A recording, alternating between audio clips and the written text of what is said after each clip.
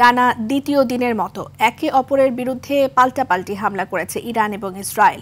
এদিন পূর্ব ঘোষণা অনুযায়ী ইসরায়েলে ক্ষেপণাস্ত্র হামলা চালায় ইরান। ইসরায়েলের তেল আবিব শহর এবং হাইফা বন্দরকে লক্ষ্যবস্তু করা হয়, এতে নিহত হয় 7 জন। অন্যদিকে ইরানের তেল স্থাপনা লক্ষ্য করে ইসরায়েলও পাল্টা হামলা চালায়। ইমতিয়াজ আহমেদের রিপোর্ট। যে কথা সে কাজ, ফের ইসরায়েলে ক্ষেপণাস্ত্র হামলা চালালো ইরান। রোববার মধ্যরাত ও ভোরের দিকে 2 দফায় এভাবেই ইসরায়েলে একের পর এক ক্ষেপণাস্ত্র বৃষ্টি ছড়ে ইরান।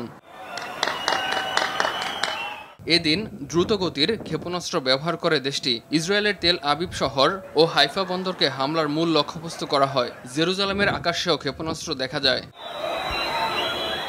ইরানি হামলার জেরে পুরো ইসরায়েলে সাইরেন বেজে ওঠে। এ সময় ভয় আর আতঙ্কে এদিক ওদিক ছোটাছুটি করতে দেখা যায় ইসরায়েলিদের। ইরানের করা এই হামলায় ইসরায়েলের বাণিজ্যিক রাজধানী তেল আবিব এবং রামাত গান শহরে বেশ কিছু অবকাঠামো ক্ষতিগ্রস্ত এবং হতাহতের খবর পাওয়া গেছে। এদিকে ইরানের রাজধানী তেহরানের শেহরান এলাকায় একটি তেল শোধনাগারে পাল্টা হামলা চালিয়েছে ইসরায়েল। এতে করে সেখানে ভয়াবহ অগ্নিকাণ্ডের ঘটনা ঘটেছে।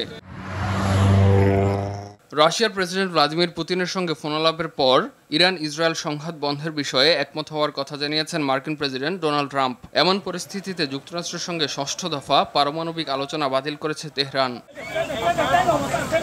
ইমতিয়াজ আহমেদ, RTV।